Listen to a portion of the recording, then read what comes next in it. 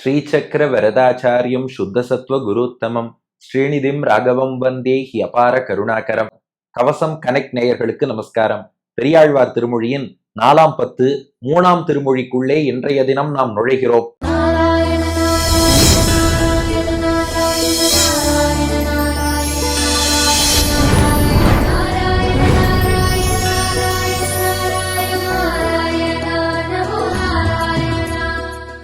மீண்டும் இந்த பதிகம் போன பதிகம் போலவே அதே திருமாலிருஞ்சோலை, அதே அழகருடைய அனுபவம். அது எப்படி? ஏற்கனவே 11 பாசுரங்கள் அழகரை அனுபவிச்சுட்டாரேன்னா பெரியாழ்வாருக்கு திருப்தி இல்ல.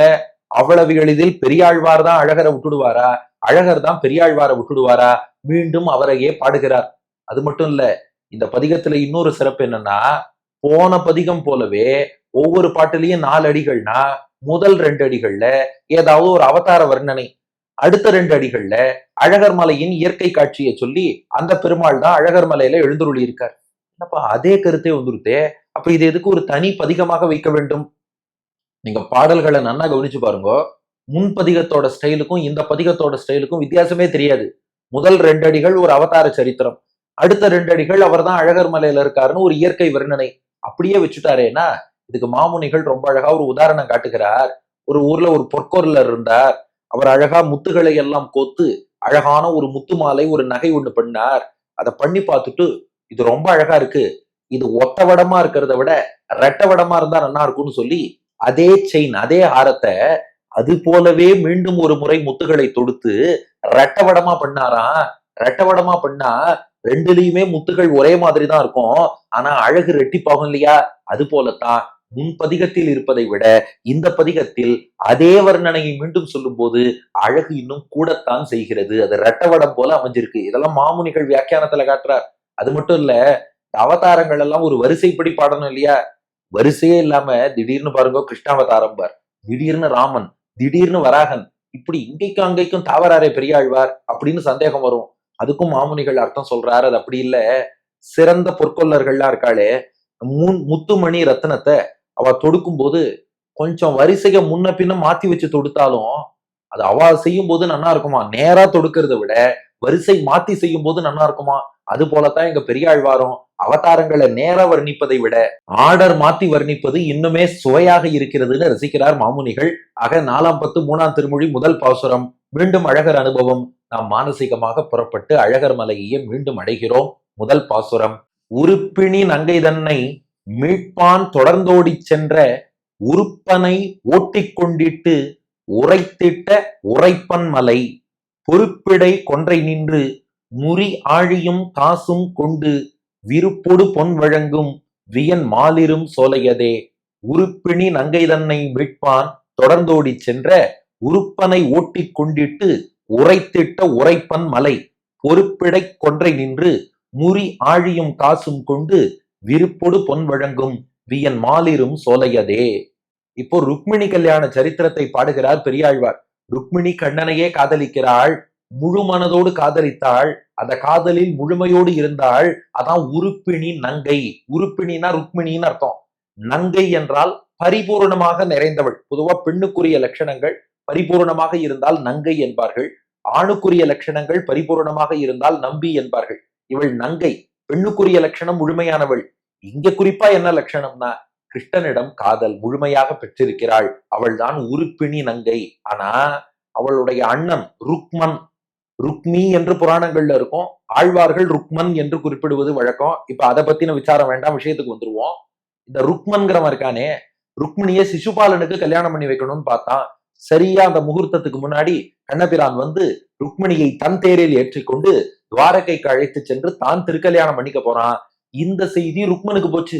என்னடா இது, நாம என் தங்கைக்கு சிசுபாலனோட கல்யாணம் பண்ணி வைக்கலான்னு பார்த்தா அந்த கிருஷ்ணன் வந்து என் தங்கை ருக்மிணியை கொண்டு போறானா, நான் போய் ருக்மிணியை மீட்கிறேன்னு உருப்பிணி நங்கை தன்னை, அந்த ருக்மிணியாகிய நங்கையை மீட்பான். மீட்பான்னா இங்க மீட்பதற்காகன்னு அர்த்தம். அவளை மீட்கிறேன், திரும்ப கொண்டு வந்து சிசுபாலனுக்கு தான் கல்யாணம் பண்ணி வைப்பேன்னு கிளம்பிட்டானா ருக்மன். உருப்பிணி நங்கை தன்னை மீட்பான். கண்ணனால் அபகரிக்கப்பட்ட ருக்மிணியை, அந்த நங்கையை, நங்கை தன்னை மீட்பான். மீட்பதற்காக தொடர்ந்து ஓடி சென்ற, தொடர்ந்துனா பின்தொடர்ந்து, ஃபாலோ பண்ணி கொண்டுன்னு அர்த்தம். கண்ணனுடைய தேர் எங்க போறதோ ருக்மிணியோட, இந்த ருக்மி என்பவன் அவனை பின்தொடர்ந்து போனான். தொடர்ந்து ஓடி சென்ற, இந்த இடத்துல ஓடினா காலால ஓடினான்னு அர்த்தம் இல்ல, தேரத்தான் வேகமா ஓட்டின்னு போனான். சில பேர் சொல்லுவா பாருங்க, பைக் எடுத்துன்னு ஓடி நேம்பான். பைக் எடுத்துன்னு எப்படி ஓடினார்னா வேகமா ஓட்டினதுதான் சொல்றார். அதான் தேரிலே வேகமாக துரத்தி சென்ற உருப்பனை. உருப்பன்னா ருக்மன். ஏற்கனவே சொன்னேன் அல்லவா, ருக்மிணினா உருப்பிணி, ருக்மன்னா உருப்பன். அந்த உருப்பனை ஓட்டி கொண்டிட்டு, ஓட்டினா துரத்தின்னு அர்த்தம், கொண்டுனா பிடிச்சுன்னு அர்த்தம். ஓட்டி கொண்டிட்டுனா துரத்தி பிடிச்சு. அதாவது இதுல வேடிக்கை பாருங்க, ருக்மன் கிருஷ்ணனை துரத்தி பிடிக்கிறேன்னு போனான். ஆனா முடிவுல என்னாச்சுன்னா, உருப்பனை ஓட்டி கொண்டிட்டு கிருஷ்ணன் அவனை துரத்தி பிடிச்சிட்டாங்க. வாடா என்னையா அடிக்க வரியா அப்படின்னு ருக்மனை பிடிச்சான். பிடிச்சவன் அங்கேயே வதம் பண்ண பார்த்தான் கிருஷ்ணன். ஆனா பக்கத்துல யார் இருக்கான்னா ருக்மிணி இருக்கா. ஆஹா, இவளுக்கு சகோதரனா போயிட்டானே, இவனை அடிச்சோம்னா இவனை வதம் பண்ணோம்னா அவ வருத்தப்படுவோம், வேண்டாம். அதே சமயம் இவனுக்கு பாடம் புகட்டாம விடப்படாது. அதனால கிருஷ்ணன் என்ன பண்ணானா, அவனை கொல்லாமல் அவன் தலையில 5 இடத்துல குடுமி வச்சு விட்டு அவன் வடிவத்தை விகாரம் பண்ணி விட்டான், விரூபமாக்கினான்னு சொல்லுவா. அதுவே அவனுக்கு ஒரு அவமானம் தானே. அதனால உருப்பனை ஓட்டி கொண்டுட்டு அந்த ருக்மன்கிறவனை பிடிச்சான். பிடிச்சிட்டு கொல்லல, உரைத்திட்ட. உரைத்திட்டனா அவமானப்படுத்தியன்னு அர்த்தம். அவனுடைய தோற்றத்தை விகாரம் பண்ணி அவமானப்படுத்திட்டு விட்டுட்டான். அப்படி உரைத்திட்ட உரைப்பன் மலை. உரைப்பன் அப்படின்னா மிடுக்கானவன், ஸ்டைலிஷ் பர்சன் அர்த்தம். கிருஷ்ணன் எவ்வளவு ஸ்டைலிஷ்னா, ருக்மிணியை அபகரிச்சுன்னு போனதும் ஸ்டைல் தான், தன்னை துரத்தி பிடிக்கிறேன்னு வந்த ருக்மனை இவன் துரத்தி பிடிச்சதும் ஸ்டைல் தான். அவனை கொல்லாம சரி சரி போ, சிக்கையை மட்டும் விருப்பம் பண்ணி அனுப்புறேன்னு மன்னிச்சு விட்டானே, அதுவும் ஸ்டைல் தான். இத்தனையும் ஸ்டைலிஷா பண்ண உரைப்பன் மலை. உரைப்பன் அப்படின்னா மிடுக்கோடு கூடிய, ஸ்டைலோடு கூடிய பர்சன், மிடுக்கானவன் அர்த்தம். அவன் எழுந்தருளி இருக்கும் மலை தான் அழகர் மலை. சரி, இப்ப அதுக்கும் அழகர் மலைக்கும் என்னப்பா சம்பந்தம்னு கேக்குறீங்களா? ஆமா, ருக்மிணிய சிசுபாலனுக்கு கல்யாணம் பண்ணி வைக்கணும்னு ருக்மன் நினைச்ச மாதிரி தான் ஜீவாத்மாக்களான நம்ம எல்லாம் உலகியல் வாழ்க்கையில அழுத்தணும்னு நம் புலன்கள்லாம் நம்மளை போட்டு படுத்தின்னு இருக்கான். நம்ம அழகரை வணங்கினோம்னா அழகர் என்ன பண்ணுவார்னா, இந்த புலன்கள் எல்லாத்தையும் வீழ்த்திட்டு தன் சொத்தான ஜீவாத்மாவை தன்னிடம் சேர்த்துக் கொள்வார். அப்படியே பாட்டம் மீண்டும் பாருங்கோ. உருப்பிணி நங்கை தன்னை. ருக்மிணி போல கண்ணனுக்குன்னே ஏற்பட்ட நங்கை, நற்குணங்கள் நிறைந்த ஜீவாத்மா, இந்த ஜீவாத்மாவை மீட்பான் தொடர்ந்தோடி சென்ற உருப்பனை. அதாவது இந்த உலகியல் விஷயங்கள், நம் புலன்கள், மனசு, இதெல்லாம் தான் ருக்மன். இதெல்லாம் ஜீவாத்மாவை துரத்தி துரத்தி ஓடி வரதான். நாம என்னதான் பெருமாள்கிட்ட போறேன்னு போனாலும் தொடர்ந்தோடி சென்ற உருப்பனை நம்மளை பின்தொடர்ந்து வந்து உலகியல் விஷயத்துல அழுத்த பாக்குறது. ஆனா பகவான் என்ன பண்றான், ஓட்டி கொண்டிட்டு உரைத்திட்ட உரைப்பன் மலை. அப்படியே துரத்தி பிடிச்சு இந்த உலகியல் விஷயங்கள், புலன்கள், மனசு எல்லாத்தையும் விரட்டி விட்டு அந்த ஜீவாத்மாவை தன்னோடு சேர்த்துக் கொள்கிறான் எம்பெருமான். அவன் இருக்கும் மலை தான் அழகர் மலை. இப்ப இயற்கை காட்சி வர்ணனை அடுத்த 2 அடிகள். இது ரொம்ப அழகான வர்ணனை கொடுக்கிறார். என்னன்னா, அழகர் தங்கிட்ட யார் வராளோ அவளுக்கு பொன்னும் பொருளும் கொடுத்துட்டே இருப்பாராம். அழகரை வணங்கினவா வந்து கஷ்டப்பட்டான்னு வரலாறே கிடையாது. அவளுக்கு எல்லா அந்த ப்ராஸ்பரிட்டி, செழிப்புங்கிற பாருங்க, எல்லா விதமான செழிப்பும் நிறையுமா. இது எப்படி தெரியறதுன்னா, அழகர் மலைக்கு போய் பாருங்க, அங்கேயே இது அழகர் குறிப்பால் உணர்த்துகிறார், சிம்பாலிக்கா உணர்த்துறாருன்னார். எப்படி? பொறுப்பிடை கொன்றை நின்று. பொறுப்புன்னா மலைன்னு அர்த்தம், இந்த சின்ன ரூ. பொறுப்புன்னா ரெஸ்பான்சிபிலிட்டி, பொறுப்புன்னா மவுண்டெயின். பொறுப்பிடை அந்த மலையிலே கொன்றை நின்று. கொன்றைனா கொன்றை மரம்னு அர்த்தம். பொறுப்பிடை கொன்றை நின்று. அந்த மலைக்கு நடுவுல ஒரு கொன்றை மரம் இருக்கான். இது பெரியாழ்வாரோட அனுபவம். நேரா அழகர் மலைக்கு போறோம், ஒரு கொன்றை மரம் ஒண்ணுங்க இருக்கு. அப்படியே மனக்கண்ணில் இதெல்லாம் விஷுவலைஸ் பண்ணுங்க, நல்லா ரசிக்கலாம். ஒரு கொன்றை மரம் அழகர் மலைக்கு நடுவுல இருக்கு. அந்த மரம் என்ன பண்றதா, முறி ஆழியும் காசும் கொண்டு, அதுல இருந்து முறிந்து முறிந்து, ஆழினா தங்க மோதிரம்னு அர்த்தம், காசுனா தங்க காசுன்னு அர்த்தம். முறி ஆழியும் காசும் கொண்டு, முறிந்து அதுல இருந்து முறிஞ்சு முறிஞ்சு ஆழி தங்க மோதிரம் விழறதான், தங்க காசு விழறதான். அத்தனையும் விருப்போடு பொன் வழங்கும். விருப்போடு அப்படின்னா விருப்பத்தோடு, ஆசையோடு.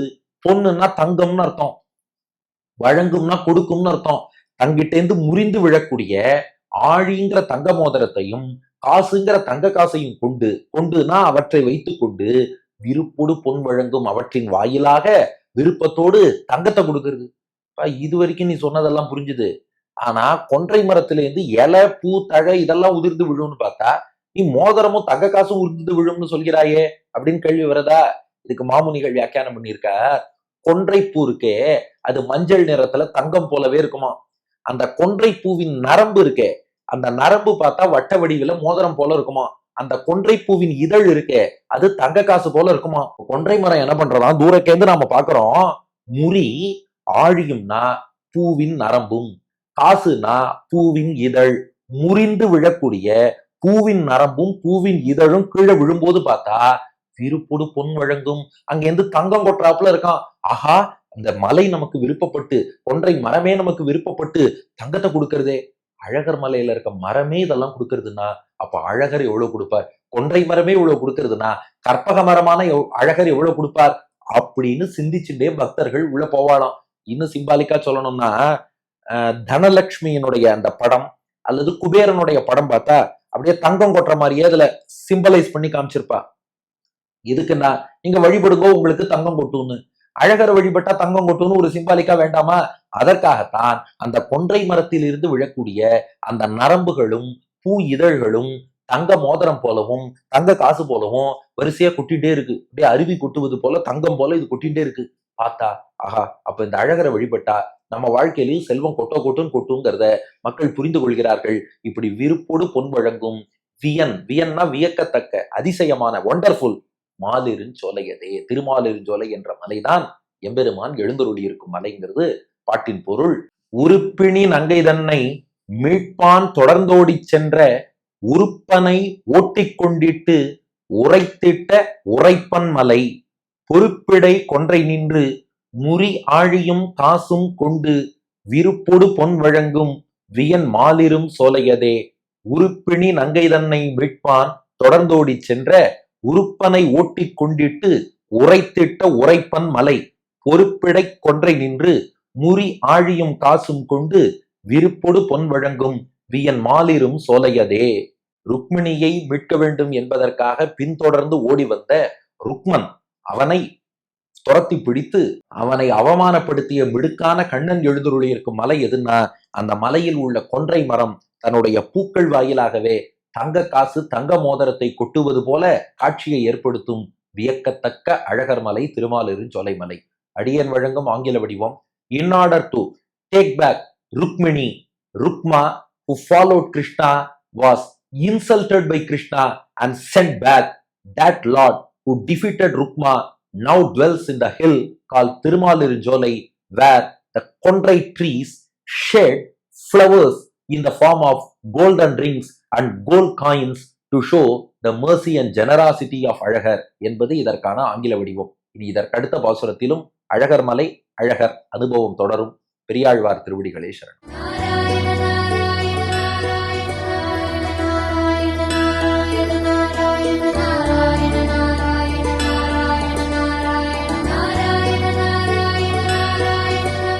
ஒரு பிணி நங்கை தன்னை மீட்டான்.